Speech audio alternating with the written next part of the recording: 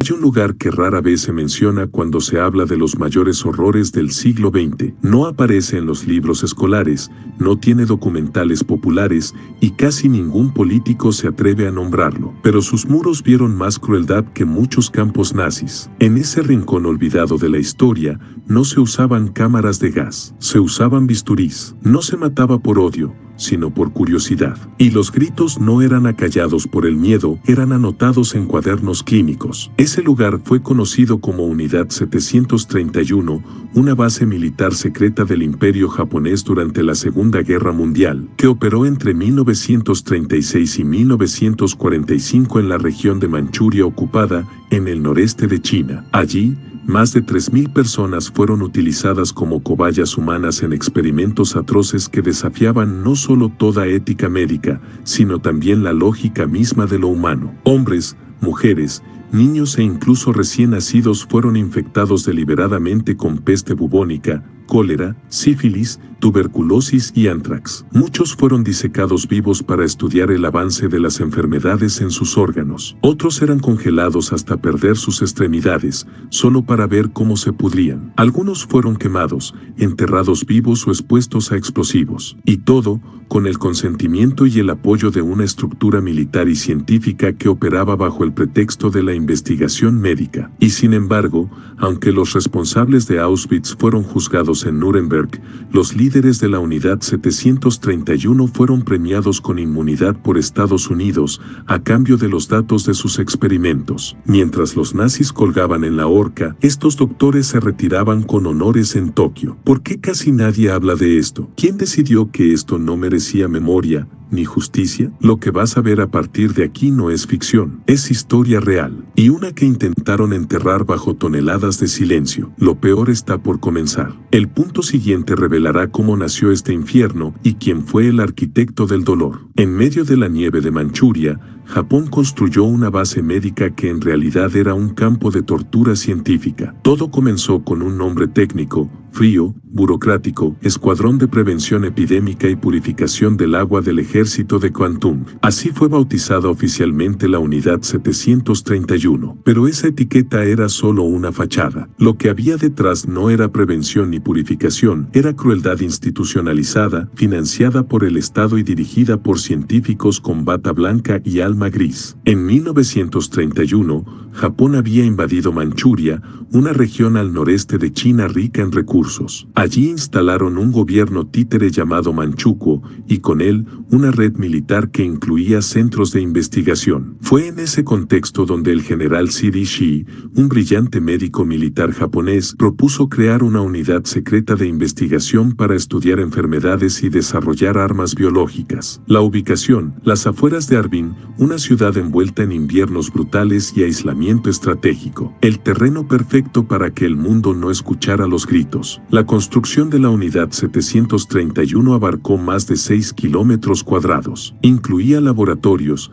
cámaras de presión, salas de cirugía, celdas de confinamiento, incineradores y hasta un crematorio con chimeneas humeantes que nunca se detenían. Se estima que trabajaban allí más de 3.000 personas entre científicos, soldados, técnicos y personal médico. Y aunque las instalaciones tenían apariencia de hospital militar, por dentro eran un laboratorio de horrores. Los prisioneros llegaban encapuchados, sin nombre, sin juicio y sin destino. A ellos los llamaban Maruta, que en japonés significa troncos. No eran considerados humanos, eran objetos de estudio, materia viva, carne para experimentar. Muchos venían de campos de concentración cercanos, otros eran simples civiles, chinos, coreanos, mongoles, rusos e incluso prisioneros aliados capturados en combate. Cada edificio dentro del complejo tenía una función precisa. En uno se estudiaba el comportamiento de virus en cuerpos humanos. En otro se evaluaban efectos de temperaturas extremas. En otro, se desarrollaban bombas biológicas. Los internos eran llevados de celda en celda, sin explicación, sabiendo que no volverían a ver la luz del día. Y aún no sabes lo peor. En el próximo punto verás cómo esos científicos transformaron a un pueblo en un laboratorio sin ley y a los prisioneros en anatomía viva. La Unidad 731 fue creada con un solo propósito: convertir la ciencia en arma y a los humanos en ratas de laboratorio. El general C.D. Shea, médico, microbiólogo y visionario del terror, estaba convencido de algo, que la superioridad militar no dependería del acero o de las balas, sino de la biología convertida en arma de exterminio. Para él, la guerra del futuro se libraría con virus, bacterias y agentes invisibles que pudieran acabar con ciudades enteras sin disparar un solo tiro. Y para alcanzar ese sueño enfermo, no dudó en sacrificar miles de vidas humanas. Ni una pizca de compasión contaminaba sus cálculos. Ishii ordenó la creación de una instalación con capacidad para producir en masa armas biológicas letales, como anthrax, peste bubónica, cólera y tifus. Pero no bastaba con producirlas, necesitaba probarlas, no en animales, en humanos, en cuerpos que respiraran, sangraran, suplicaran. Solo así, según su lógica, podrían entenderse las reacciones reales, las tasas de mortalidad, la eficacia por edades o condiciones físicas. Y así nació el concepto de Maruta, los sujetos de prueba que serían infectados, observados y finalmente destruidos sin dejar rastro. Una vez ingresaban en la instalación, los prisioneros eran clasificados según edad, sexo, complexión y nacionalidad. Todo era cuidadosamente documentado. Luego, eran asignados a proyectos de estudio que incluían desde inyecciones letales hasta exposición prolongada a sustancias químicas o disecciones sin anestesia. ¿Y los informes? Detallados al extremo. Cada experimento concluía con registros clínicos exactos, temperatura, latidos, evolución de la infección, reacción del sistema nervioso, tiempo exacto de la muerte. Ishii quería datos puros, sin la interferencia de la anestesia o la piedad. En uno de los archivos desclasificados décadas después, un investigador japonés anotó: el sujeto número 107 mostró parálisis total a las 3 horas. Vomitó sangre durante 12 minutos antes del paro cardíaco. Seccionado inmediatamente para examen de tejido hepático. La ciencia fue pervertida. Los principios médicos fueron pisoteados. Y lo más oscuro, cientos de médicos jóvenes participaron voluntariamente sin que nadie los obligara. Algunos lo hicieron por patriotismo, otros por ambición. Todos firmaron un pacto de silencio que el mundo aún hoy no ha logrado romper del todo. Pero lo que ocurría en las salas de operación era solo una parte. En el próximo punto verás qué pasaba cuando el invierno llegaba y los cuerpos eran usados como objetos para estudiar el frío, el hielo y la necrosis en vivo. Los prisioneros no eran soldados, eran campesinos, mujeres, niños. Algunos fueron comprados, otros secuestrados. La brutalidad de la unidad 731 no se limitó a experimentos clínicos fríos. Lo más atroz fue a quienes se les aplicaban. No eran combatientes capturados, no eran espías, eran personas comunes, agricultores sacados de sus tierras, madres separadas de sus hijos, bebés arrebatados de los brazos de sus familias. Incluso mendigos y pacientes de hospitales fueron secuestrados o comprados por soldados japoneses en las aldeas cercanas por unas cuantas monedas, como si su vida no valiera nada, como si fueran ganado. Muchos eran campesinos chinos de las regiones ocupadas, pero también hubo coreanos, manchúes, rusos blancos y algunos prisioneros aliados, soldados británicos, australianos y posiblemente estadounidenses, que terminaron siendo víctimas. Los registros indican que incluso niños menores de 6 años fueron utilizados para estudiar la resistencia infantil a infecciones pulmonares, un eufemismo monstruoso para justificar el asesinato deliberado de inocentes. Una de las prácticas más crueles consistía en infectar a la madre con sífilis o cólera y luego esperar que diera a luz para estudiar si la enfermedad se transmitía verticalmente. Tanto la madre como el bebé eran diseccionados después del parto, con el propósito de extraer información valiosa para la medicina japonesa. Testimonios filtrados décadas después cuentan cómo algunos prisioneros eran mantenidos con vida durante semanas, a pesar de estar visiblemente desnutridos, desangrados o paralizados. El objetivo no era curarlos, sino ver cuánto aguantaban. La resistencia humana era el verdadero experimento. En lugar de salvar vidas, se estudiaba el proceso exacto de cómo se perdían. Y lo peor es que todo esto se hacía con una frialdad quirúrgica. Cada prisionero era un número, cada reacción, una variable en un experimento. No había nombres, no había historia personal, no había piedad, solo datos. Pero si hasta aquí piensas que lo viste todo, espera. En el siguiente punto descubrirás el infierno del invierno, cuando los médicos usaban el clima gélido para provocar gangrena, necrosis y muerte, solo por curiosidad científica. Allí se abrían cuerpos sin anestesia, se infectaban pulmones con tuberculosis y se amputaban extremidades, solo para ver qué pasaba. Si la idea de cirugía te remite a salas blancas, anestesia y salvación, olvídala. En la unidad 731, la cirugía era un acto de tortura planificada. Los prisioneros eran amarrados vivos a mesas metálicas, sin sedantes, sin analgesia, sin compasión. Los bisturís bajaban sobre la piel palpitante, mientras los sujetos gritaban, convulsionaban y finalmente se desangraban bajo la mirada atenta de médicos que tomaban notas con guantes limpios. No era sadismo por impulso, era tortura sistemática en nombre de la ciencia imperial. Uno de los procedimientos estándar era la disección completa en vivo. Los internos eran infectados previamente con enfermedades como tuberculosis o fiebre tifoidea, y luego, en pleno desarrollo del patógeno, se abría el cuerpo para examinar los órganos afectados en su estado activo. El corazón latía mientras lo observaban. Los pulmones colapsaban entre manos enguantadas. Querían ver, literalmente, cómo moría un ser humano desde dentro. Otro tipo de experimento consistía en amputaciones repetidas, no para tratar heridas, sino para observar la reacción del cuerpo al trauma múltiple. A veces se amputaban ambos brazos y luego se reimplantaban en el lado opuesto del cuerpo, solo para ver si el cuerpo aceptaba el trasplante. En otros casos, una extremidad se congelaba intencionalmente, se golpeaba con palos hasta que sonara como vidrio y luego se dejaba gangrenar lentamente.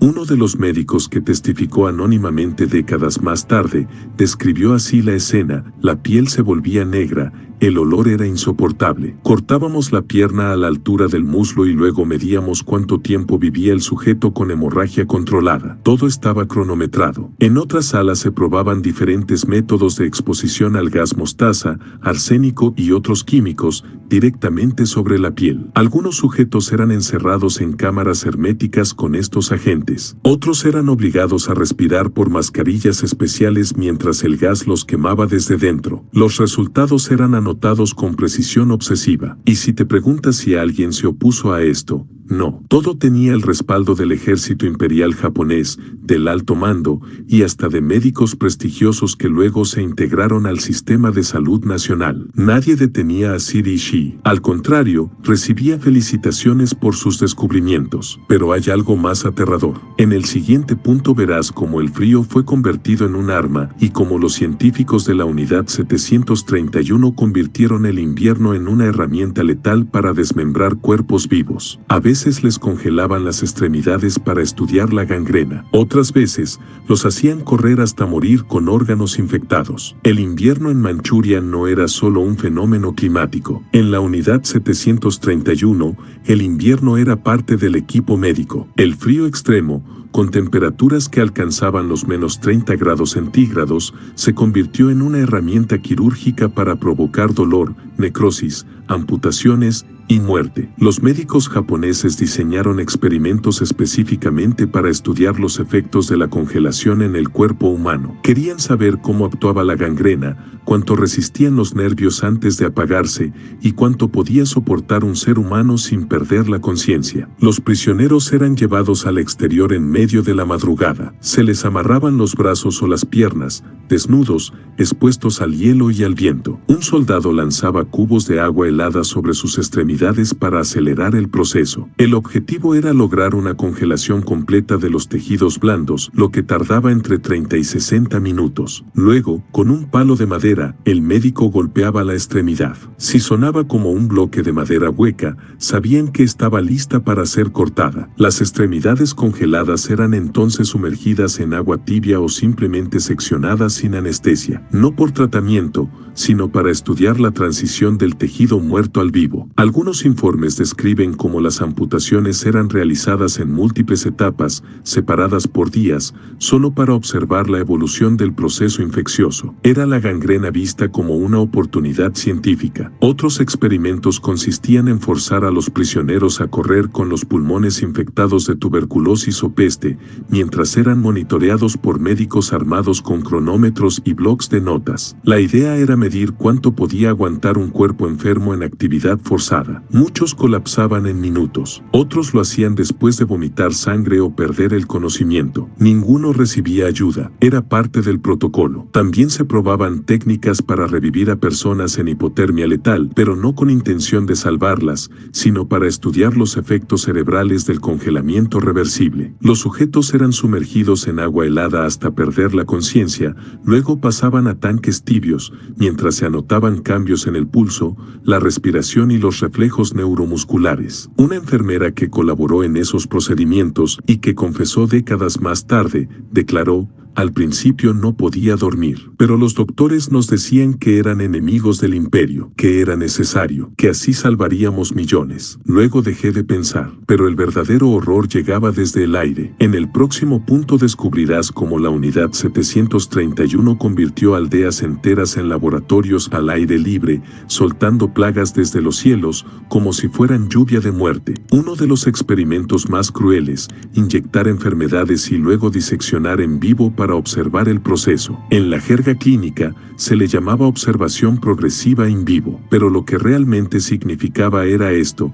infectar deliberadamente a un ser humano con una enfermedad mortal, dejar que se desarrollara sin tratamiento, y cuando el cuerpo comenzaba a ceder, abrirlo aún con vida para ver cómo moría por dentro. La peste bubónica fue uno de los agentes más utilizados. Se inyectaba directamente en el abdomen o en las axilas, donde los ganglios linfáticos inflamados eran más visibles. En otras ocasiones, se aplicaban inyecciones de cólera, tifoidea, sífilis o carbunco, antrax. Los científicos de la Unidad 731 querían conocer la evolución interna de cada enfermedad, en qué órganos impactaba primero, cómo se propagaba la infección, cuánto tardaba en afectar al corazón, los pulmones, el cerebro. Cuando el paciente comenzaba a mostrar fiebre alta, sangrado o dificultad respiratoria, era trasladado a una sala de disección. Allí lo inmovilizaban, despierto, atado, sin anestesia, y procedían a abrirle el tórax, el abdomen, la cavidad craneal si era necesario. El sujeto gritaba. A veces entraba en estado de shock. Otras veces se desmayaba y lo reanimaban para continuar. No se trataba de salvarlo, sino de ver exactamente cómo muere un cuerpo humano a manos de una bacteria. Los investigadores anotaban con precisión: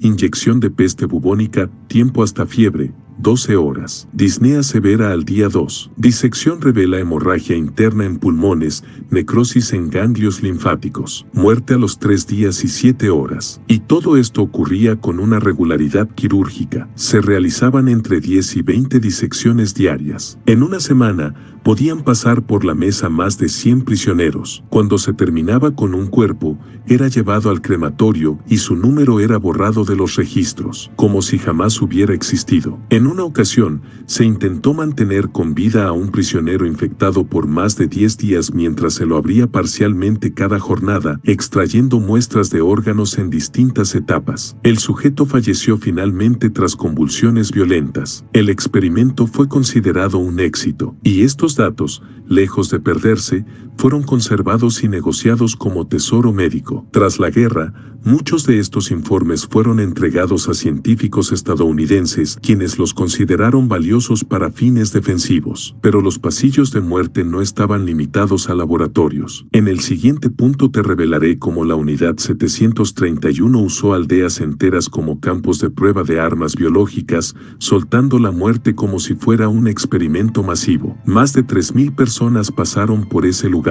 Ninguna salió, y no hubo justicia para casi nadie. Los registros más conservadores indican que al menos 3.000 prisioneros humanos fueron utilizados como cobayas vivas en el complejo principal de la Unidad 731, en las afueras de Arvin. Pero algunos historiadores, incluido el experto Daniel Barenblatt, estiman que si se suman las víctimas de las operaciones externas, como las pruebas de campo, bombardeos con enfermedades y otras unidades asociadas, como la 100 y la 1644, la cifra real podría superar las 200.000 personas muertas directa o indirectamente por la maquinaria de la guerra biológica japonesa. Y sin embargo, De todos ellos, ni uno solo regresó, ni uno fue liberado, nadie escapó. La política era clara, cada maruta debía ser eliminado al final del experimento, sin excepción. Algunos eran ejecutados mediante inyecciones letales, otros morían durante las pruebas y los restos eran quemados en crematorios activos las 24 horas del día. El humo era constante,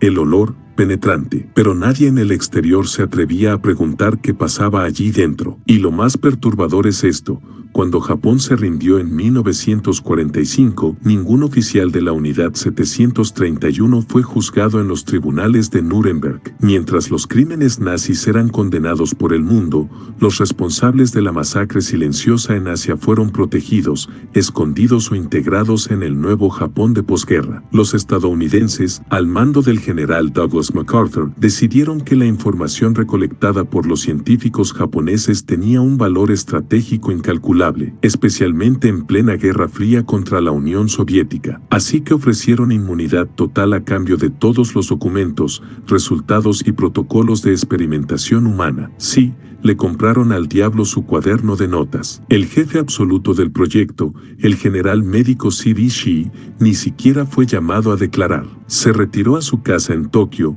vivió discretamente hasta 1959 y murió de cáncer en cama, sin haber pasado un solo día en prisión. Otros médicos de la unidad fueron absorbidos por hospitales universitarios, clínicas privadas o laboratorios estatales. No hubo arrepentimiento, ni castigo, ni siquiera una disculpa oficial. Uno de los escasos médicos que habló anónimamente, décadas después, dijo: "Lo hicimos por el país. Era una guerra. Solo seguimos órdenes. Pero a veces escucho sus gritos al cerrar los ojos. Y aún no hemos llegado al horror colectivo". En el próximo punto conocerás cómo pueblos enteros fueron convertidos en campo de pruebas, y cómo la peste, el cólera y la muerte fueron arrojados desde el cielo, como si fueran semillas en una granja humana. ¿Por qué lo permitieron? Porque al terminar la guerra, Estados Unidos necesitaba esa información y compró el silencio de los médicos japoneses. Cuando la Segunda Guerra Mundial terminó en 1945 y los aliados comenzaron a documentar los horrores de los campos nazis,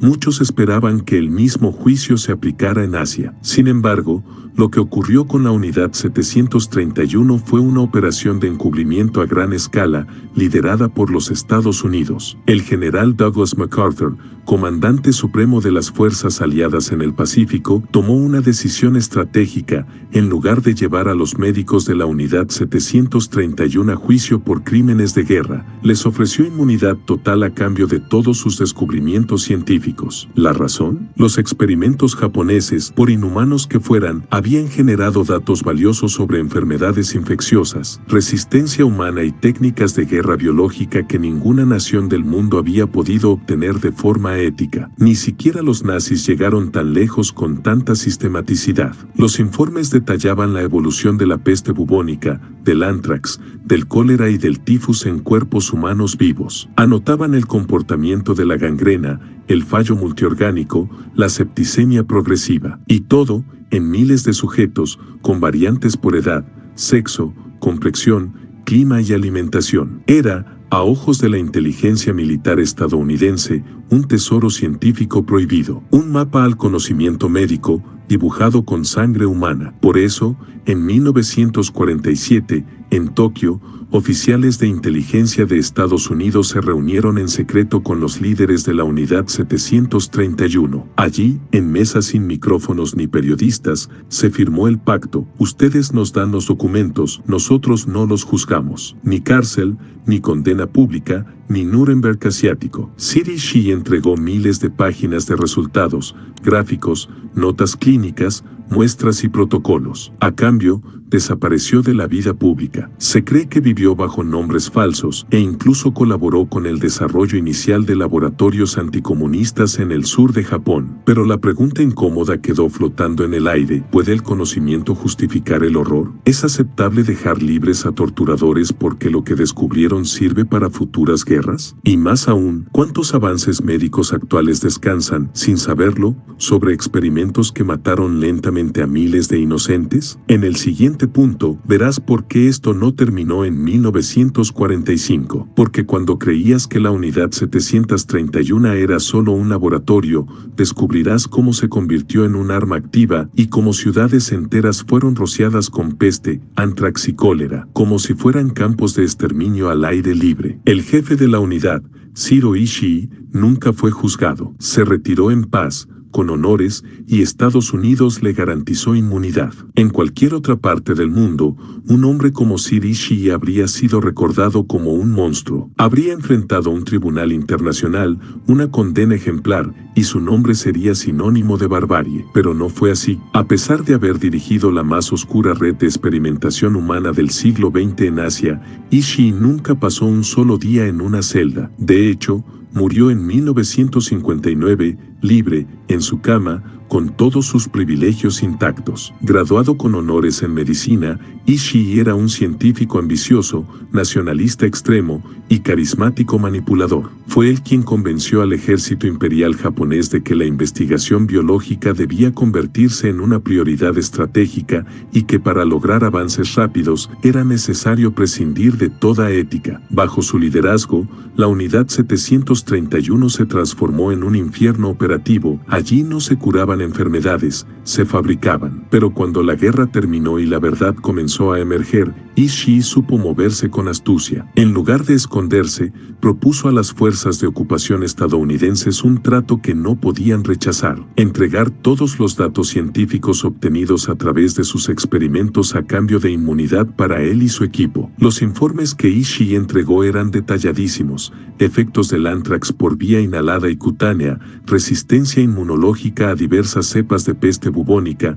tiempos promedio de muerte por gangrena inducida, respuesta orgánica a congelamiento progresivo, entre otros. Datos que no existían en ningún otro lugar del mundo. Datos que ningún código de ética permitiría obtener. Datos manchados de gritos y sangre. La Agencia de Inteligencia Militar de Estados Unidos evaluó la propuesta y, bajo el contexto del inicio de la Guerra Fría, consideró que esos descubrimientos serían útiles para desarrollar defensas ante ataques biológicos soviéticos. Así, Ishii recibió inmunidad total. Sus subordinados fueron integrados a universidades o empresas farmacéuticas y la historia fue archivada bajo el sello de secreto militar. Y así, mientras en Europa los médicos nazis eran juzgados y ejecutados en Nuremberg, el mayor criminal médico del Pacífico recibía una pensión y vivía en paz. En sus últimos años, según algunos testimonios, Ishii mostró signos de paranoia y se negó a hablar públicamente de su pasado. Murió de cáncer de garganta. Nunca pidió perdón. Nunca fue condenado. Solo borrado de los libros, pero no de la historia. Y sin embargo, su obra siguió viva, porque en el siguiente punto verás cómo los experimentos que dirigió no se quedaron en papel, fueron llevados a la práctica y aldeas enteras se convirtieron en campos de prueba para armas biológicas reales. La excusa fue proteger al mundo del comunismo, pero el precio fue borrar uno de los peores crímenes de la humanidad. Apenas terminada la guerra, el mundo entró en otra, la Guerra Fría, y en ese nuevo tablero de tensión global, lo que antes era inaceptable, de pronto se volvió útil. Estados Unidos necesitaba cada ventaja estratégica posible ante la amenaza de la Unión Soviética. Por eso, cuando descubrieron que la unidad 731 había generado datos únicos sobre guerra biológica en humanos reales, tomaron una decisión monstruosa: guardar silencio. Los altos mandos estadounidenses justificaron el pacto con Zero Ishii bajo una frase que se repitió en memorandos internos: mejor que esta información esté en nuestras manos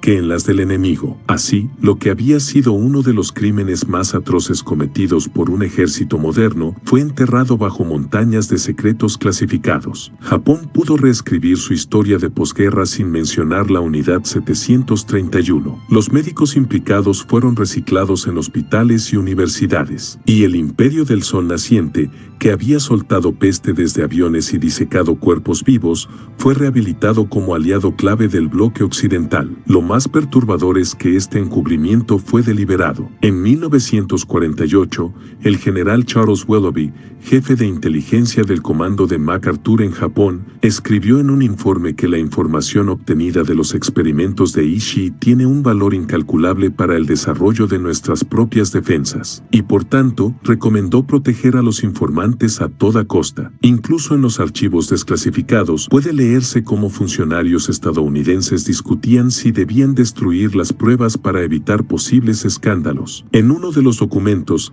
se registra: si esto sale a la luz pública, tendremos otro Nuremberg. Y esta vez, nosotros estaremos en el banquillo. ¿Y qué pasó con las víctimas? ¿Con sus familias? Nada. Nunca hubo una reparación, ni un nombre recordado, ni una placa, ni una disculpa oficial. Para la historia, esas personas nunca existieron. Y mientras tanto, los conocimientos médicos adquiridos con su sufrimiento fueron integrados silenciosamente a programas de guerra biológica en laboratorios estadounidenses. El crimen se convirtió en herramienta, el dolor en estadística. Pero hay algo que convierte todo esto en una herida abierta: lo que ocurrió en los campos de prueba fuera del laboratorio. Porque en el siguiente punto verás cómo la unidad 731 convirtió el cielo en un arma y la lluvia en muerte. Muchos de esos médicos trabajaron luego en hospitales en Japón, algunos en universidades. Jamás mostraron arrepentimiento. Cuando terminó la guerra y la impunidad fue sellada con acuerdos secretos, los responsables de los crímenes de la unidad 731 no desaparecieron del todo. Simplemente se reubicaron. Cambiaron sus batas manchadas por trajes formales, ocultaron sus nombres bajo títulos académicos y regresaron a la vida civil como si no hubieran diseccionado personas vivas, como si no hubieran rociado aldeas con peste, como si no fueran asesinos científicos. Muchos de ellos fueron absorbidos por el nuevo sistema de salud pública japonés, reconstruido con ayuda estadounidense. Algunos médicos que habían realizado experimentos con congelamiento, por ejemplo, pasaron a liderar programas de trauma por hipotermia en hospitales del norte de Japón. Otros se convirtieron en profesores universitarios, enseñando a jóvenes estudiantes sin mencionar jamás de dónde venía su experiencia. No fueron castigados, fueron premiados con carreras. El doctor Masashi Kitano, por ejemplo, segundo al mando de la unidad 731, se convirtió tras la guerra en presidente de Green Cross, una de las mayores farmacéuticas japonesas. Su especialidad: productos derivados de la sangre. Irónicamente, fue uno de los que supervisó la extracción de sangre en prisioneros hasta la muerte. Se calcula que al menos 12 médicos de la unidad 731 fueron integrados a programas estatales de salud, desarrollo farmacéutico o investigación biomédica. Ninguno fue procesado, ninguno fue exiliado, ninguno pidió perdón. Una periodista japonesa que investigó estos casos en los años 80 relató que intentó entrevistar a uno de los doctores implicados, ya retirado y viviendo en las afueras de Osaka. Al preguntarle por la unidad 731, el hombre simplemente respondió: todo lo que hicimos fue por el imperio. Ya es historia, no hay nada más que decir. La sociedad japonesa, reconstruida bajo una nueva constitución democrática impuesta por Estados Unidos, optó por el olvido como estrategia de supervivencia. Nadie quería remover el pasado, nadie quería abrir esa herida, pero la herida nunca cerró. Y esa impunidad tuvo un costo. Durante décadas, Japón negó oficialmente la existencia de la unidad 731, ni en libros escolares, ni en museos, ni en declaraciones públicas. Solo el silencio y las sombras de los hombres que una vez jugaron a ser dioses sobre cuerpos indefensos. Pero no solo se escondieron dentro de Japón. En el próximo punto descubrirás cómo algunos científicos y oficiales de la unidad 731 colaboraron directamente con laboratorios estadounidenses, sembrando semillas de guerra biológica más allá del Pacífico. Solo en los años 90 empezaron a filtrarse documentos. Algunos ancianos confesaron, pero ya era tarde. Durante casi medio siglo, la existencia misma de la unidad 731 fue considerada por muchos como un rumor incómodo, una historia demasiado macabra para ser real o una invención de la propaganda china. Japón no hablaba del tema. Estados Unidos lo negaba. Occidente miraba hacia otro lado. Pero los muertos no se callan. Y la verdad, aunque enterrada, encuentra grietas por donde escapar. Fue en los años 90 cuando comenzó a emerger la verdad. Con el fin de la Guerra Fría y la apertura de archivos clasificados, algunos documentos militares y testimonios comenzaron a salir a la luz. Periodistas valientes, historiadores independientes y activistas por los derechos humanos comenzaron a reconstruir la historia pieza por pieza. En 1993, el gobierno japonés finalmente admitió: de forma vaga, la existencia de ciertas actividades realizadas por una unidad médica del ejército imperial en Manchuria, pero no reconoció crímenes de guerra, ni pidió disculpas, ni identificó a los responsables. Fue una declaración tibia, arrastrada por la presión internacional. Ese mismo año, una ex enfermera de la Unidad 731, ya muy anciana, confesó públicamente en un medio japonés que ella misma había ayudado a amarrar a prisioneros en las mesas de disección. Lo dijo con voz quebrada, pero sin buscar redención, solo repitiendo que era mi deber. Poco después, otro exmédico confesó haber visto cómo se infectaba deliberadamente a mujeres embarazadas con sífilis y se abría a sus bebés vivos para estudiar transmisión congénita. Era tarde, muy tarde. Los responsables ya estaban muertos o ancianos, y la justicia nunca llegó. En 1997, un grupo de ciudadanos chinos presentó una demanda colectiva en un tribunal de Tokio contra el gobierno japonés, exigiendo compensación y reconocimiento formal. El caso fue desestimado. La Corte reconoció que los hechos habían ocurrido, pero dictaminó que no había base legal para responsabilizar al Estado japonés. Fue una bofetada a la memoria de las víctimas. A partir de entonces, decenas de activistas japoneses comenzaron a protestar por la negación sistemática del crimen. Algunos exigieron la construcción de un museo conmemorativo, otros, la inclusión del tema en los textos escolares. Ninguna de esas propuestas ha prosperado. Hasta el día de hoy, la mayoría de los japoneses no ha escuchado jamás el nombre Unidad 731, y sin embargo, los documentos filtrados de Japón, China y Estados Unidos son claros. Miles de páginas, fotografías, registros médicos, órdenes militares. La historia está escrita, solo falta que el mundo la lea. Pero una cosa es leer y otra es ver. En el próximo punto conocerás relatos visuales que estremecieron incluso a los soldados japoneses que no sabían lo que ocurría allí dentro. Escenas que fueron descritas por testigos como el infierno en la tierra. Testigos contaron cómo les hacían comer carne humana o cómo los colgaban para estudiar la asfixia lenta. Lo que sucedía en la Unidad 731 no se limitaba al bisturí o a los virus. A veces,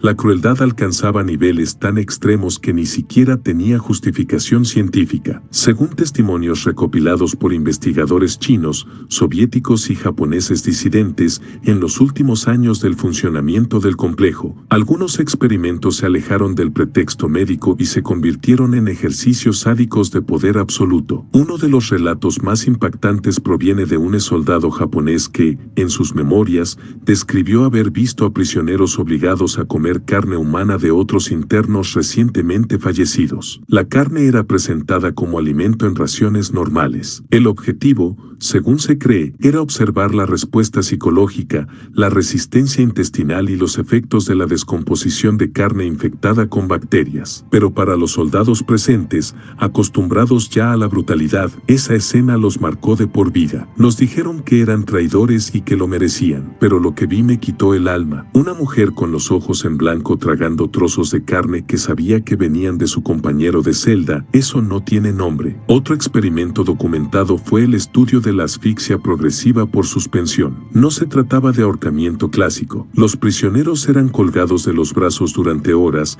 a veces con pesos en los pies, para evaluar cuánto tiempo resistía el diafragma antes de colapsar. Otros eran suspendidos por el cuello, pero con un sistema de poleas que permitía al verdugo controlar lentamente el flujo de oxígeno, deteniéndolo y reanudándolo para observar los efectos neurológicos. Cuando los cuerpos convulsionaban, se tomaban notas. Cuando los ojos se inyectaban en sangre, se sacaban fotografías. Uno de los documentos filtrados por un investigador japonés en los años 90 describe un experimento en el que se compararon los efectos del estrangulamiento con cuerda, cable de acero y manos humanas. Los resultados eran medidos por duración, resistencia, marcas en la piel, reacción ocular, tiempo de parada cardíaca, todo anotado con precisión militar. En otra sección del complejo, se realizaron ensayos de resistencia al dolor extremo. Algunos prisioneros eran encerrados con ratas hambrientas o sumergidos en jaulas llenas de insectos para ver cuánto tiempo soportaban las mordidas antes de entrar en shock. A otros se les arrancaban las uñas con pinzas quirúrgicas como parte de un test de neuroresistencia. Y lo más espeluznante, varios soldados afirmaron que los gritos nunca cesaban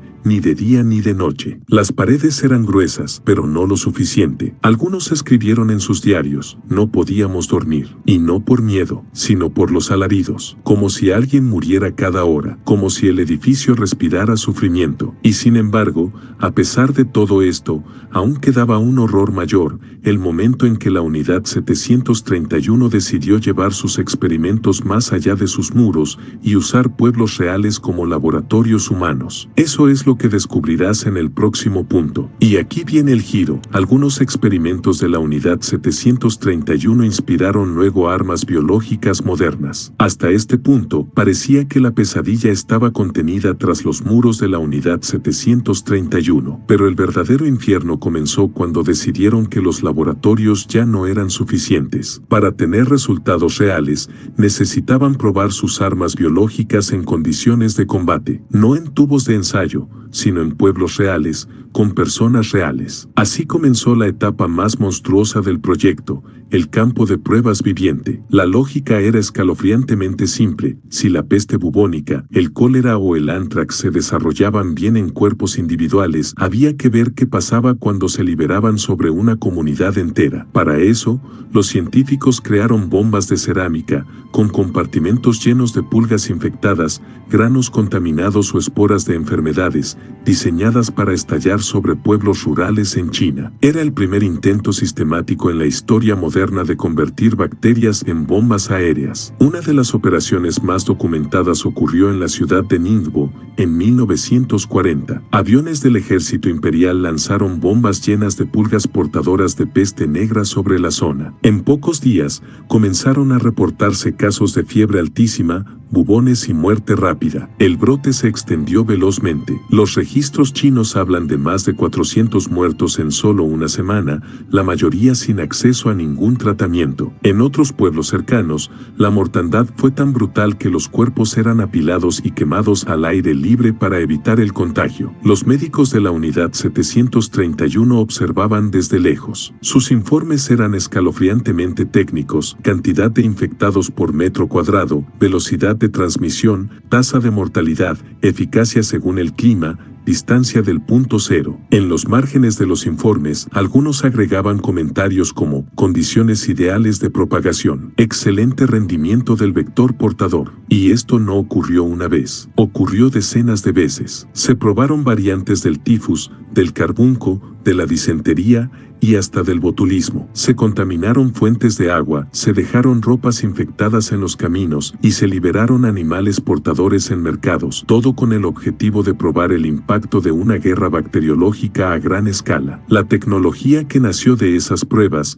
el diseño de bombas biológicas, el cultivo masivo de virus, el estudio de la transmisión por insectos, inspiró luego programas secretos en otras potencias, incluyendo el programa de armas biológicas de Estados Unidos, el programa Biopreparat de la URSS y estudios posteriores en Corea y Vietnam. Sí, el conocimiento que se obtuvo torturando inocentes y contaminando aldeas pobres se convirtió en la base de una parte de la ciencia militar moderna, no porque fuera ético, sino porque era eficaz. Y lo más grave, muchos de esos métodos siguen estudiándose hoy en laboratorios de guerra biológica, bajo otro nombre, en otro idioma, y con el sello de la seguridad nacional. Pero lo que pasó después no fue solo ciencia, fue encubrimiento global, porque en el próximo punto descubrirás cómo China pidió justicia y cómo el mundo volvió a cerrar los ojos. Se probaron virus en pueblos enteros, soltando pulgas infectadas desde aviones. Se registraron brotes extraños y nadie los detuvo. Entre 1940 y 1942, los cielos del este de China fueron testigos de un horror sin precedentes.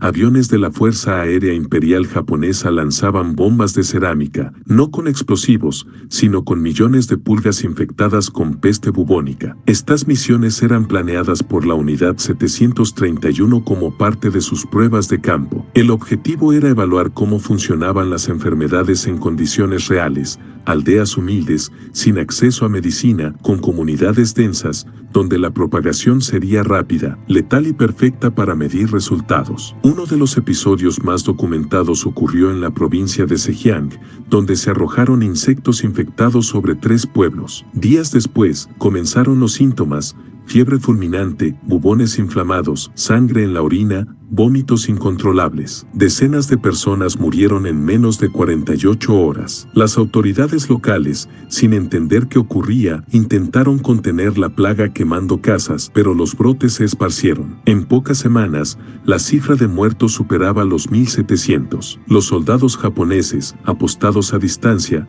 observaban y tomaban notas. Algunos incluso regresaban días después disfrazados de médicos para recolectar cadáveres y examinar órganos. Se llevaban muestras de tierra, agua y sangre. Para ellos, todo era parte del experimento. Las víctimas eran estadísticas, pero la peste no era la única arma. Se realizaron pruebas con cólera, tifoidea, disentería y antrax, contaminando pozos, ríos y alimentos distribuidos en las aldeas. Una de las estrategias más perversas fue lanzar desde el aire paquetes de arroz aparentemente inofensivos, impregnados con esporas bacterianas. La gente, hambrienta por la guerra, recogía el arroz y moría días después. Incluso hoy, algunas de esas regiones presentan mutaciones bacterianas y patrones epidémicos anormales que los científicos chinos atribuyen directamente a aquellos ataques biológicos. En la provincia de Yunnan, estudios recientes encontraron rastros de bacterias mutadas con estructuras genéticas inusuales,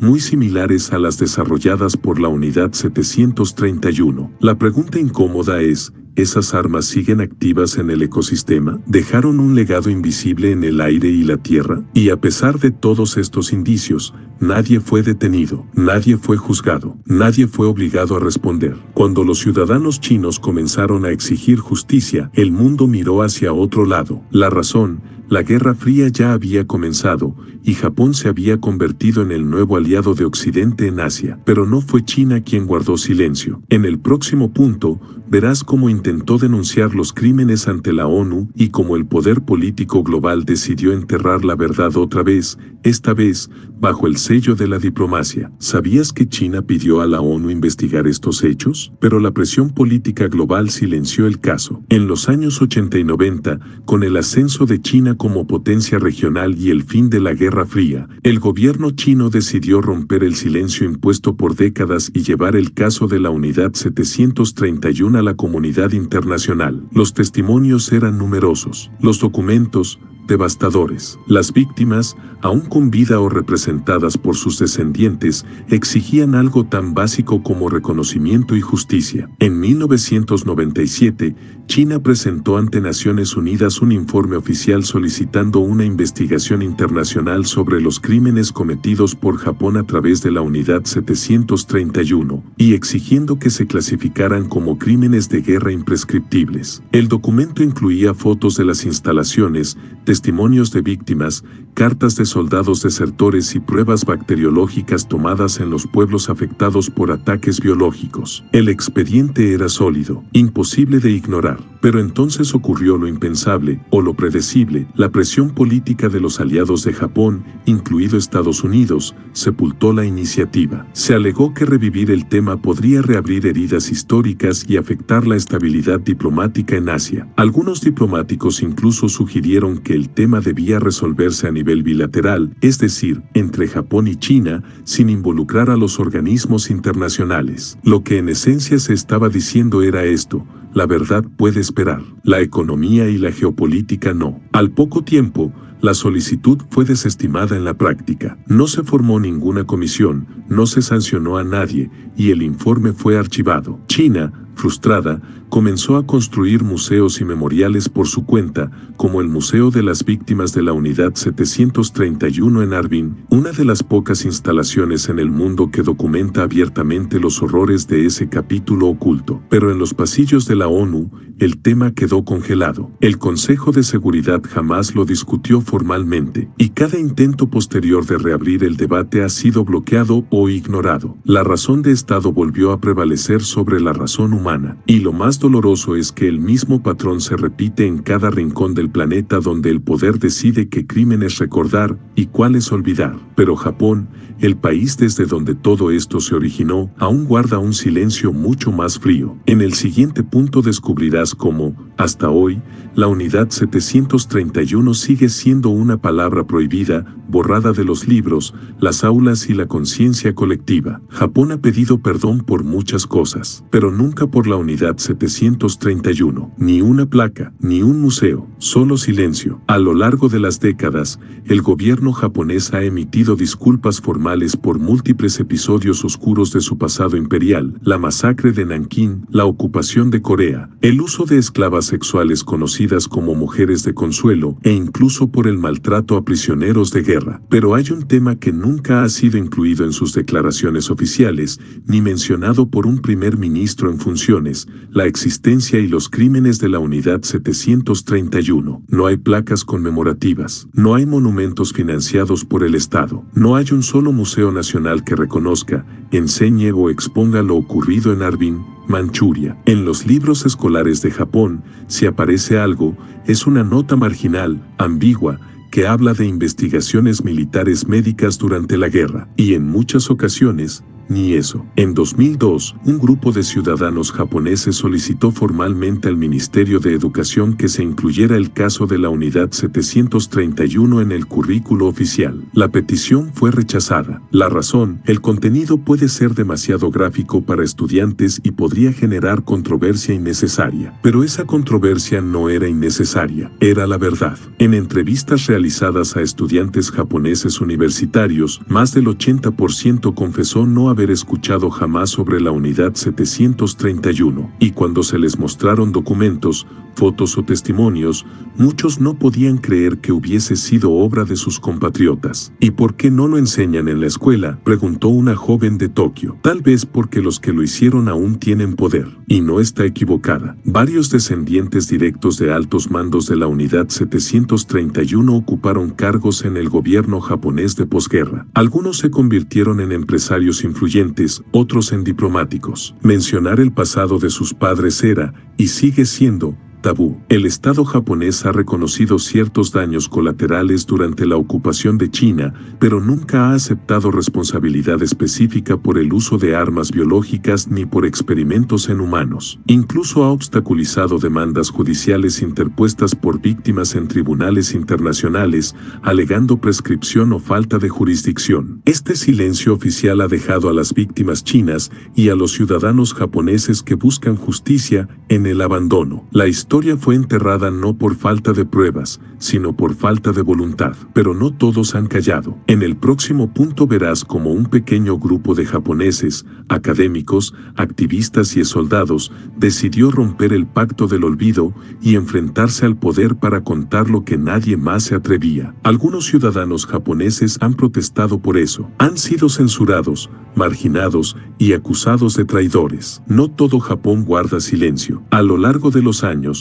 un pequeño pero valiente grupo de ciudadanos, historiadores y activistas ha levantado la voz contra el olvido intencional, arriesgando su reputación, su estabilidad laboral e incluso su seguridad personal. Su único crimen: decidir contar la verdad. Uno de los casos más conocidos es el del profesor universitario Makoto Ueda, quien en 1991 publicó un libro detallado sobre la unidad 731, basado en documentos desclasificados y entrevistas con antiguos miembros del ejército imperial. Tras la publicación, Ueda fue expulsado de su facultad bajo pretextos administrativos, recibió amenazas anónimas y fue atacado públicamente por sectores nacionalistas que lo tildaron de antipatriota y vergüenza nacional. Otro activista, Junichi Sato, organizó exposiciones itinerantes con fotografías y testimonios recogidos en China. Lo hizo con recursos propios, recorriendo bibliotecas, escuelas y centros comunitarios. A pesar del impacto positivo que tenía en los asistentes, muchas veces las autoridades locales le negaron el uso de espacios públicos y algunos eventos fueron cancelados sin explicación horas antes de comenzar. En televisión, los intentos de hablar del tema han sido igual de difíciles. En 2012, un documental independiente sobre la unidad 731 fue rechazado por múltiples canales de televisión japoneses. Solo se transmitió a través de plataformas digitales extranjeras. La presión de sectores conservadores, especialmente dentro de partidos políticos influyentes, logró silenciar cada intento de llevar la discusión al horario estelar. Y, Sin embargo, los activistas siguen. Muchos de ellos han viajado a Harbin, China, para documentar los restos del complejo. Han entrevistado a sobrevivientes, hijos de víctimas, y han creado archivos digitales accesibles en inglés, chino y japonés, para que al menos las nuevas generaciones no dependan de los libros escolares para conocer esta verdad. Uno de ellos, en una carta abierta publicada en 2020, escribió: "No luchamos contra Japón, luchamos contra la amnesia, porque un país que no enfrenta sus sombras no puede caminar hacia la luz, pero su lucha es cuesta arriba. En una sociedad donde el honor colectivo aún pesa más que la culpa individual, quien destapa la memoria es visto como una amenaza, y los pocos que insisten en hacerlo lo pagan con aislamiento, desprecio y censura sutil pero eficaz. Y aún con todo esto, lo más absurdo es que el crimen sigue sin nombre, porque en el próximo punto verás cómo, oficialmente, Japón nunca reconoció la existencia de la Unidad 731. Para el papel, fue solo una sombra. Para el mundo, una vergüenza que sigue viva. Hay fotos, documentos, diarios médicos, pero Japón nunca aceptó oficialmente su existencia. Pocas veces en la historia moderna se ha documentado tan meticulosamente un crimen y al mismo tiempo se ha negado tan descaradamente. Existen miles de fotografías tomadas por los propios médicos japoneses,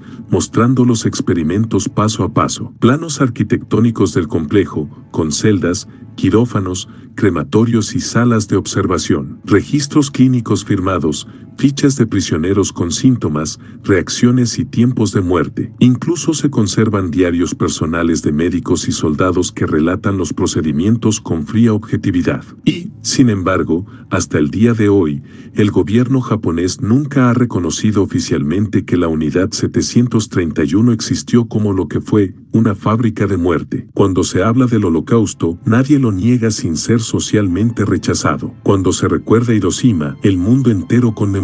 Pero cuando se menciona la Unidad 731 en documentos oficiales japoneses, aparece diluida, escondida bajo términos como base sanitaria, centro de investigación bacteriológica o simplemente instalación militar de apoyo. En 2005, una petición de acceso a archivos gubernamentales japoneses fue denegada bajo el argumento de que no existen documentos oficiales relacionados con actividades criminales en la Unidad 731. Eso, a pesar de que existen archivos desclasificados en Estados Unidos que provienen directamente de Japón, con sellos y firmas de altos mandos militares del imperio. Un periodista británico que investigó el tema durante años relató en un documental: "Jamás vi un caso donde hubiera tanta evidencia física de un crimen y tanta voluntad institucional de fingir que nunca ocurrió. Y esa voluntad va más allá del silencio". Cuando en 2018 un grupo de activistas intentó instalar una placa conmemorativa frente al antiguo sitio donde operó la Unidad 731, en Harbin, la propuesta fue bloqueada por presión diplomática japonesa, bajo el argumento de que podía afectar las relaciones bilaterales. No fue por falta de pruebas, fue por exceso de vergüenza. Algunos médicos japoneses aún conservan en archivos privados las fotografías de los experimentos como parte de sus contribuciones científicas. Hay imágenes explícitas de disecciones, de amputaciones, de prisioneros congelados o en plena agonía. Esas fotos no fueron tomadas en secreto, fueron documentadas como parte del trabajo diario, archivadas, organizadas, como si se tratara de informes de laboratorio sobre ratas, no sobre seres humanos. Y aún así, el país que más debería enfrentar esta memoria, la niega. Pero incluso entre los propios ejecutores, hubo quienes no pudieron callar. En el próximo punto escucharás las palabras de un médico de la Unidad 731, dichas en su lecho de muerte, que resumen con una frase el infierno que ellos mismos crearon. Uno de los médicos, en sus últimos días,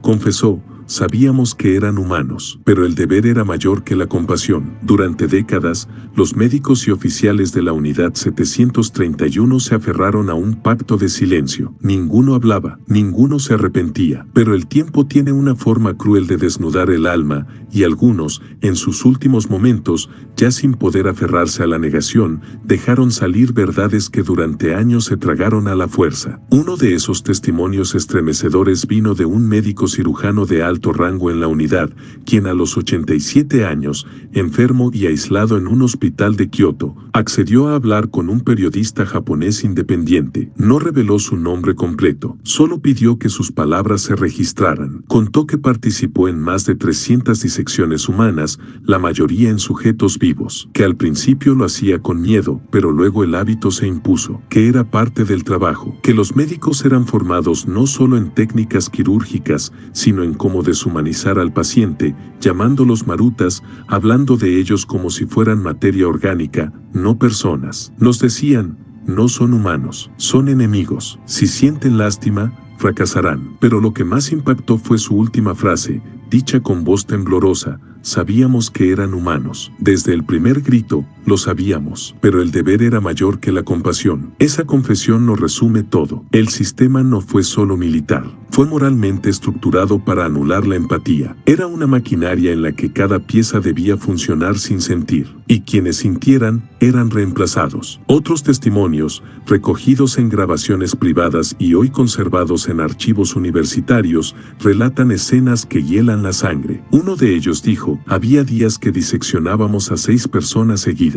Una mujer embarazada, un niño, un anciano, un joven soldado. Al final del día, solo pensábamos en cenar y dormir. Esa era nuestra vida. Y aunque muchos de ellos murieron sin jamás haber pedido perdón públicamente, algunas de sus familias encontraron cartas o diarios personales después de su muerte. En varios de ellos, se repetía la misma frase: hicimos lo que nos ordenaron. Pero el alma nunca volvió a ser la misma. ¿Puede una sociedad perdonarse a sí misma si nunca se ha atrevido a mirarse al espejo? ¿Puede un crimen ser olvidado solo porque los autores envejecieron? En el próximo punto, esas preguntas se vuelven aún más urgentes, porque lo que viene ahora es una reflexión necesaria. ¿Qué tan lejos puede llegar la ciencia cuando se le quita el alma? ¿Es posible que la ciencia, sin ética, pueda volverse más monstruosa que cualquier guerra? La ciencia ha salvado millones de vidas, ha curado enfermedades, prolongado la existencia humana, llevado al hombre a la luna, pero también ha creado bombas atómicas, armas químicas, virus diseñados para matar con eficiencia quirúrgica. Y cuando se le arranca la ética,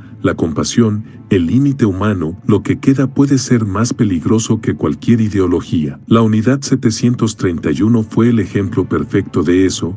No fue un arranque de locura individual, ni una serie de torturas improvisadas en la sombra. Fue un proyecto sistemático, aprobado por altos mandos, planificado por científicos brillantes, ejecutado con precisión clínica. Todo en nombre del avance, todo bajo la bandera del conocimiento. En las salas de disección no había odio, ni rabia, solo ecuaciones, cronómetros y libretas. Se mataba no por pasión, sino por hipótesis. Se infectaba a una madre para estudiar cómo el patógeno pasaba al feto. Se disecaba a un niño porque se necesitaban pulmones juveniles. Se amputaban extremidades congeladas para entender la progresión de la gangrena. Era ciencia, sin alma. Y lo más escalofriante es que no fue obra de lunáticos. La mayoría de los médicos de la Unidad 731 eran jóvenes, educados en las mejores universidades japonesas, muchos con estudios en Europa. Eran admiradores de Pasteur, de Koch, de la medicina occidental, pero bajo el nacionalismo fanático,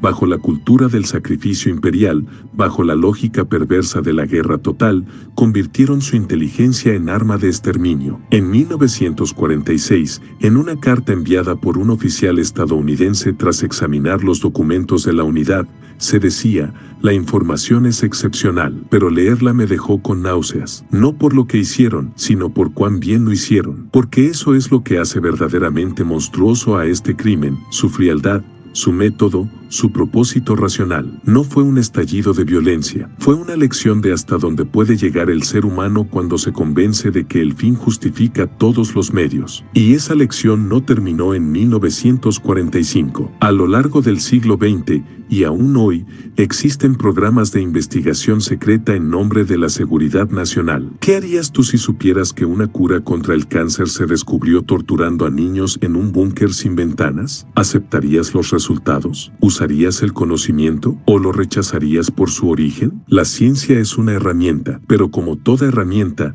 depende de quien la use y para qué. Y en la unidad 731, la ciencia fue usada para arrancar la humanidad a los cuerpos y también a quienes los estudiaban. En el próximo punto te haré una pregunta aún más incómoda, y si todo lo que sabes sobre la historia ha sido cuidadosamente filtrado para que nunca sepas hasta dónde llegó el horror, y si la historia que conocemos es solo la parte que nos dejaron ver. Vivimos creyendo que la historia es una línea recta de hechos comprobados, fechas, nombres, cifras, que lo que aprendimos en la escuela es la verdad completa, que los documentales son objetivos, que los museos nos lo cuentan todo. Pero, ¿y si no? ¿Y si las páginas más oscuras fueron arrancadas antes de que alguien pudiera leerlas? ¿Y si los vencedores no solo escribieron la historia, sino que también borraron capítulos enteros? La historia de la unidad 731 no es una historia escondida por falta de pruebas. Está documentada, está fotografiada, está escrita con tinta y con sangre, y, sin embargo, fue suprimida durante décadas por decisión deliberada de gobiernos, ejércitos y académicos que prefirieron el silencio a la vergüenza. En los juicios de Nuremberg no se mencionó, en los libros escolares japoneses jamás apareció, y en Occidente, donde se presume que todo se investiga, la unidad 731 fue excluida de los currículos universitarios durante más de 60 años, no por accidente, por conveniencia, porque admitir lo ocurrido implicaba juzgar a aliados, desclasificar pactos, abrir archivos incómodos. Implicaba reconocer que la ciencia occidental se benefició de informes obtenidos por la tortura, que el avance muchas veces caminó de la mano del horror. Y aquí es donde todo se vuelve más perturbador. ¿Cuántas otras historias como esta existen y aún están enterradas? ¿Cuántas veces nos han dicho esto nunca pasó, mientras los documentos se incineraban y los culpables envejecían en paz? ¿Cuántos héroes celebrados tienen esqueletos reales en sus laboratorios? En 2006, un historiador japonés filtró un documento interno del gobierno de posguerra en el que se reconocía que exponer lo que ocurrió en Manchuria pondría en riesgo la estabilidad del nuevo orden internacional. La traducción es clara: la verdad es un lujo que la política no siempre se puede permitir. Por eso, cuando alguien te diga que conoce toda la historia, pregúntale: ¿y qué pasa con lo que no te enseñaron? ¿Qué pasa con los muertos que no figuran en los memoriales? ¿Qué pasa con las verdades que se pagaron con silencio? En el próximo punto verás que el horror no se detiene con la negación, porque lo más atroz de la unidad 731 no es que existió, sino que, a diferencia de otros crímenes, jamás fue castigada. Y eso lo cambia todo. Muchos comparan esto con los nazis, pero hay una diferencia brutal: los nazis sí fueron juzgados. Cuando el mundo descubrió los horrores de Auschwitz, Dachau y Buchenwald, respondió con tribunales, condenas y memoria. Los médicos nazis que experimentaron con gemelos, con prisioneros desnudos en hielo, con esterilizaciones forzadas y enfermedades inducidas, fueron juzgados en los juicios de Nuremberg. Algunos murieron en la horca, otros pasaron décadas en prisión. Y lo más importante, sus crímenes fueron llamados por su nombre ante los ojos del mundo. Pero la historia de la unidad 731 tuvo un final muy distinto. No hubo juicio, no hubo veredicto, no hubo condena. Los médicos japoneses que infectaron a niños con peste, que abrieron vientres vivos, que diseñaron bombas de cólera, fueron protegidos, integrados y silenciados. Y no porque se dudara de lo que hicieron. Al contrario, los datos eran tan sólidos y los experimentos tan meticulosamente documentados que Estados Unidos y otras potencias decidieron que ese conocimiento era demasiado valioso para perderlo en una celda. Siri Shii, el arquitecto del horror, murió tranquilamente en su cama, sin nunca haber enfrentado un tribunal. Su colega, el Dr. Kitano, pasó a dirigir una importante farmacéutica japonesa, y decenas de científicos que deberían haber sido tratados como criminales de guerra acabaron educando a generaciones de nuevos médicos en universidades prestigiosas. En contraste, el Dr. Joseph Mengele, infame por sus experimentos en Auschwitz, vivió huyendo por el mundo hasta su muerte en Brasil. Fue condenado públicamente, perseguido por tribunales internacionales. Su rostro fue símbolo de crueldad médica. Siri Shii, en cambio, no figura en la mayoría de los libros de historia, y pocos japoneses conocen su nombre. La diferencia no es menor, porque cuando se castiga un crimen, se envía un mensaje al futuro, pero cuando se recompensa con impunidad, también se envía uno, Si eres útil al poder, el horror será perdonado. La unidad 731 es la evidencia viva de que el conocimiento, cuando se convierte en moneda de cambio, puede comprar el perdón hasta del infierno. Y eso nos obliga a mirar al presente con otros ojos. ¿Qué se está haciendo hoy, en nombre de la ciencia, la seguridad o el progreso, que dentro de 50 años descubriremos con el mismo espanto? ¿A quiénes se les está permitiendo experimentar porque nos conviene? ¿Y quién se atreverá a hablar cuando el mundo otra vez elija callar? En el próximo punto lo entenderás todo, como este crimen no fue castigado, sino premiado, y como el legado de la unidad 731 se esparció por el mundo como una sombra sin rostro, usada, negada y nunca redimida. Este crimen fue premiado con contratos, visas y laboratorios nuevos, porque la ciencia útil siempre encuentra padrinos. La historia de la unidad 731 no terminó con un juicio, ni con una disculpa, ni siquiera con el olvido. Terminó con un ascenso. Cuando la guerra finalizó y el mundo se dividió en bloques, los criminales científicos de Japón no fueron ocultados, fueron reciclados, reconvertidos, reconocidos. Muchos de ellos recibieron contratos de trabajo con respaldo estadounidense. Algunos fueron llevados en secreto a colaborar con el programa de armas biológicas de Fort Detrick, en Maryland, el mismo centro que luego lideraría investigaciones durante la Guerra Fría. Lo que sabían, cómo cultivar anthrax en masa, cómo distribuir enfermedades por vía aérea, cómo controlar plagas con ingeniería bacteriana. Era considerado oro estratégico. CDC no solo fue absuelto. Durante años se reunió con funcionarios norteamericanos para entregar documentos, protocolos y asesoramiento técnico. En 1948, su nombre figuraba en una lista de pagos confidenciales del ejército estadounidense. Le pagaban para enseñar cómo había matado y con qué eficacia. Y no fue el único. El doctor Masashi Kitano,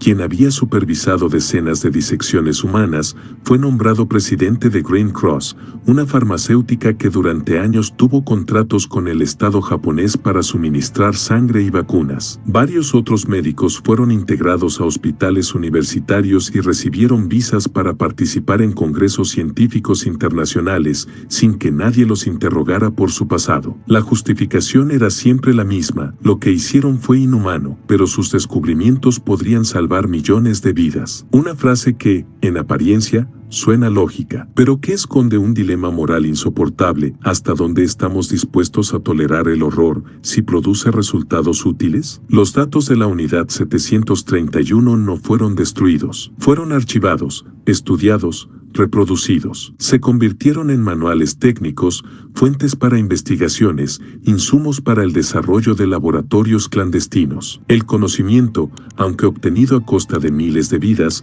fue asimilado por el sistema que antes lo había condenado en público. Y lo más irónico es que ese conocimiento se volvió global. Parte de lo que aprendió la Unión Soviética sobre guerra bacteriológica fue gracias a documentos que robaron de Japón tras la rendición. Parte de lo que Estados Unidos estudió durante el desarrollo de sus defensas anti-BC, nuclear, biológica, química, provino directamente de esos expedientes manchados de horror. Incluso hoy, ciertos artículos académicos hacen referencia a los datos obtenidos en condiciones de guerra por médicos asiáticos sin decir lo que realmente fueron: tortura, crimen y muerte masiva. La verdad es incómoda. El crimen no solo fue silenciado, fue útil y por tanto fue protegido. Y mientras el mundo usaba sus hallazgos, las víctimas fueron olvidadas, pero no del todo, porque en el siguiente punto conocerás cómo algunos archivos aún permanecen ocultos, clasificados en los sótanos del poder, y por qué temen que tú los veas. Algunos archivos aún están clasificados en Estados Unidos. ¿Qué tan valiosa era esa información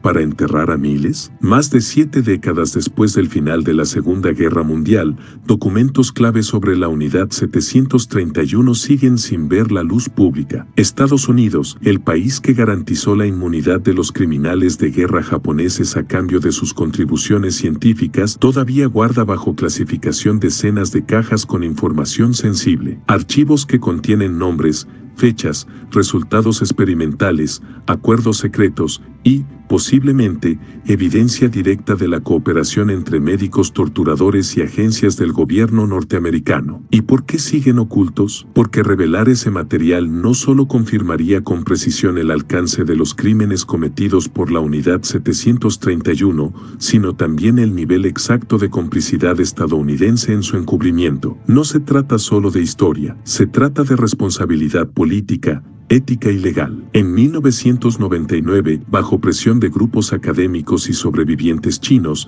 el Pentágono desclasificó parcialmente algunos documentos relacionados con programas de armas biológicas de la posguerra. Entre ellos había referencias indirectas a la información obtenida en Asia mediante colaboraciones no oficiales y fragmentos de correspondencia entre oficiales de inteligencia y científicos japoneses. Pero lo más inquietante fue esto: varios informes llegaron con páginas arrancadas, nombres tachados, párrafos censurados. ¿Por qué? Una solicitud bajo la Ley de Libertad de Información, FOIA, realizada en 2003 por un investigador estadounidense fue respondida con una frase escueta: la liberación total de este contenido podría comprometer la seguridad nacional y las relaciones diplomáticas con naciones aliadas. Traducción: lo que hay ahí adentro es tan grave que todavía hoy sería un escándalo internacional, porque esos archivos no solo contienen datos de lo que se hizo, sino también de quién lo permitió, quién lo usó y qué se hizo después con ese conocimiento. Incluyen listas de los médicos de la Unidad 731 que colaboraron, las fechas exactas de sus encuentros con oficiales de EU, y posiblemente cómo sus técnicas fueron absorbidas por programas secretos. Y lo más perturbador es pensar que, mientras esos papeles están guardados bajo llave en un sótano, los nombres de las víctimas jamás fueron registrados. No hay lista oficial de los más de 3.000 hombres, mujeres y niños diseccionados vivos, congelados, infectados, quemados o colgados en los pasillos de Arvin. El crimen sigue protegido por burocracias. El dolor, ignorado por los libros. Y esto nos lleva a una conclusión terrible: cuando el conocimiento se vuelve más importante que la justicia, los muertos dejan de importar. Pero no en todas partes se ha callado. En el próximo punto descubrirás cómo China ha mantenido viva esta memoria, año tras año, como una llama encendida frente al silencio global, para que el mundo no olvide jamás. China no olvida. Cada año recuerda a las víctimas, pero el mundo apenas si conoce el nombre de esta unidad. Mientras Japón entierra el pasado y Occidente lo silencia por conveniencia, en el noreste de China, el recuerdo sigue vivo. En la ciudad de Harbin, donde funcionó el complejo central de la Unidad 731, se alza un memorial estremecedor: el Museo de las Pruebas de Crímenes de Guerra de la Unidad 731 del Ejército Japonés de Kwantung. Su nombre es largo, su contenido brutal y su objetivo claro: que nadie vuelva a decir no lo sabía. Cada año, especialmente en agosto, cuando se conmemora la rendición de Japón y el fin de la guerra, cientos de visitantes, chinos, extranjeros, incluso algunos japoneses, se reúnen allí en silencio, frente a las ruinas conservadas del complejo. Caminan entre quirófanos vacíos, hornos oxidados, tablas con marcas de amarre, fotografías reales de disecciones y testimonios de los pocos sobrevivientes indirectos. Es un museo que no necesita palabras para incomodar. Cada pared grita, cada sombra pesa. China convirtió aquel lugar en un espacio de memoria, no solo para honrar a las víctimas, sino también para decirle al mundo: esto ocurrió, lo permitieron, y no vamos a callar. El museo recibe más de 500.000 visitantes al año, muchos de ellos jóvenes estudiantes que, al salir, firman un compromiso de transmitir la historia a otros, porque allí se enseña que el olvido es la forma más cobarde de traición. En las escuelas chinas, el caso de la Unidad 731 es parte del currículo obligatorio. Se analiza desde la historia, la ética, la biología, se discute, se debate, se denuncia. Mientras tanto, en Japón, sigue sin mencionarse. En Estados Unidos, apenas aparece como una nota marginal en cursos universitarios. En América Latina, en Europa, en África, es un nombre que la mayoría jamás ha escuchado. Y esa disparidad duele, porque cuando solo las víctimas recuerdan y los cómplices olvidan, la historia queda desbalanceada. China ha pedido reparaciones, ha documentado pruebas, ha producido documentales, ha llevado demandas internacionales. Ha hecho todo lo que puede hacer una nación que no busca venganza, sino justicia. Pero el mundo, distraído por otros conflictos, le ha dado la espalda. Y por eso, la historia de la Unidad 731 aún no ha cerrado. No porque falten datos, sino porque falta voluntad. Voluntad para reconocer, para enseñar, para exigir responsabilidad, aunque sea simbólica. Y si tú has llegado hasta aquí, ya eres parte de esa memoria. En el siguiente punto, verás que no se trata solo de recordar el pasado, sino de entender lo que significa permitir que algo así vuelva a repetirse. No hay excusas, no hay justificaciones, solo hay horror y un silencio que todavía grita. Cuando se analiza el caso de la Unidad 731, no hay forma de suavizar los bordes. No fue un error de cálculo, no fue una desviación de la guerra, no fue una aberración aislada, fue una maquinaria cuidadosamente planificada para destruir vidas en nombre de la ciencia y el poder, con respaldo militar, financiamiento estatal y complicidad internacional. Durante casi una década, miles de personas fueron despojadas de su humanidad, convertidas en cifras, en variables clínicas, en experimentos sin nombre. Murieron sin juicio, sin defensa, sin sepultura. Y lo más cruel, fueron borradas de la memoria oficial por los mismos que deberían haberlas defendido. Las excusas que se han ensayado a lo largo de los años no resisten el más mínimo análisis moral. ¿Era necesario para ganar la guerra? No, porque la mayoría de las víctimas eran civiles desarmados, mujeres, niños, ancianos, y porque el conocimiento nunca puede construirse con cuchillos sobre la carne viva de inocentes. Los soviéticos habrían usado esos datos si no lo hacíamos nosotros. No, porque comprar información a cambio de impunidad es pactar con el horror. Es legitimar que mientras seas útil, puedes torturar. Eso ocurrió en otro tiempo, bajo otra mentalidad. No, porque los valores humanos no son moda. La compasión no es una ideología, y el dolor no tiene fecha de caducidad. Lo que ocurrió en Arvin no fue un simple error histórico, fue una traición al alma humana. Y lo más escalofriante es que, al no haber castigo, ni siquiera simbólico, el crimen quedó abierto. No solo por la falta de justicia, sino porque el silencio permitió que las semillas de esa indiferencia ética siguieran germinando. Hoy, cuando se habla de biotecnología, de manipulación genética, de inteligencia artificial aplicada a la salud, ¿quién vigila que el fin no vuelva a justificar cualquier medio? ¿Quién garantiza que, en nombre del avance, no se volverán a cerrar puertas tras las que alguien sufre por la causa mayor? El silencio que rodea la historia de la Unidad 731 no es neutral. Es un acto de violencia prolongada, porque mientras no se cuente esta historia, mientras se oculte, mientras se ignore en las aulas, se está permitiendo que el horror sobreviva disfrazado de progreso. Y aún hay tiempo. Tiempo para educar, para recordar, para hablar. Tiempo para romper el silencio que grita desde las páginas quemadas de la historia. Porque si no lo hacemos, ese silencio, como la peste que una vez lanzaron desde el cielo, se seguirá propagando. En el próximo punto lo verás con claridad. La única defensa contra el olvido es contar lo que pasó, una y otra vez, hasta que ya nadie pueda negarlo. Porque no se trata de revivir el pasado, sino de entender hasta dónde puede llegar el poder cuando nadie lo vigila. La historia de la Unidad 731 no es solo un recuerdo trágico del siglo XX, es una advertencia viva, un espejo que nos muestra lo que ocurre cuando el poder opera sin límites,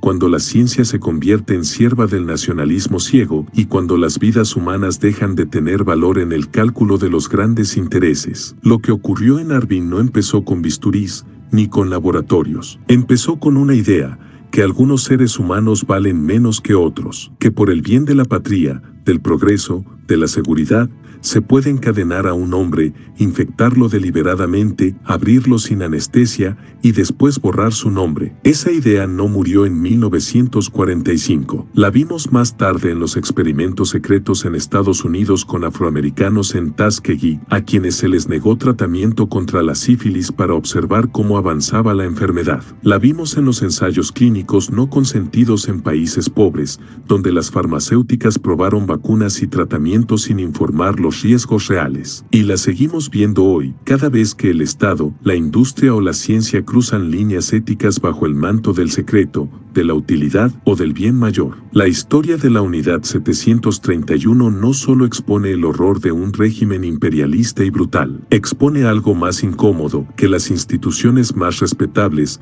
la medicina, la investigación, la inteligencia militar, pueden transformarse en instrumentos de tortura si no hay quien las observe, quien las cuestione, quien las detenga, porque el problema no fue solo lo que se hizo, sino lo que se permitió hacer, lo que se justificó, lo que se premió. Y si no entendemos ese mecanismo de impunidad, cómo se construyó, cómo se legitimó, cómo fue silenciado, estamos condenados a repetirlo. La Unidad 731 fue el resultado de una combinación letal, ciencia sin ética, poder sin control y silencio sin memoria. Eso puede volver a ocurrir, no en Arvin, pero sí en algún laboratorio escondido, en alguna región en conflicto, en algún archivo sellado por seguridad nacional. Por eso, no basta con recordar, hay que entender, compartir, advertir, porque no estamos hablando solo de muertos, estamos hablando de lo que una sociedad puede llegar a hacer cuando olvida que cada vida importa, aunque nadie la mire, aunque no tenga nombre, aunque solo quede su eco en una página olvidada. Y por eso el próximo y último punto no es solo un cierre, es una invitación, un llamado directo a ti,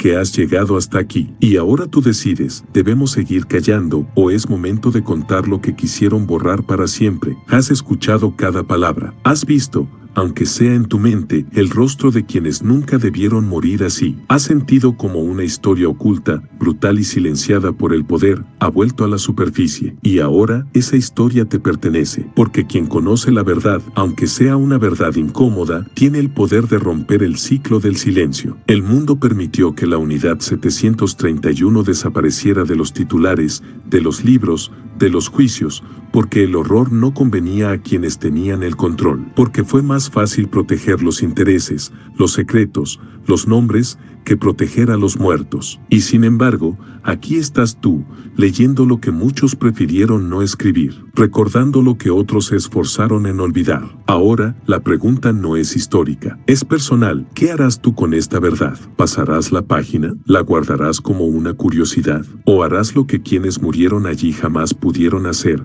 ¿Contar su historia? Porque sí, puedes compartir este video, puedes comentarlo, puedes dejar tu huella digital como un grito en medio del algoritmo, pero más allá del clic, del like, del me impactó, puedes hacer memoria activa, puedes decir su nombre, puedes hablar de Arvin, de Siri y Shi, de las madres embarazadas diseccionadas, de los niños colgados por cronómetros, de las aldeas regadas con peste, no para vivir en el pasado, sino para proteger el futuro, porque la historia, cuando se calla, vuelve a repetirse con otros rostros, otras banderas, otros nombres, pero siempre comienza igual, con un laboratorio, una orden y el silencio de quienes pudieron decir algo y no lo hicieron. Hoy, tú sí puedes. Y si llegaste hasta aquí, hazlo saber. Comenta, comparte, pregunta, exige, habla. Porque el infierno que intentaron enterrar solo arde en la oscuridad mientras nadie lo nombra. Esto fue la historia de la Unidad 731. El infierno japonés que la historia y el poder quisieron borrar para siempre, pero no pudieron, porque ahora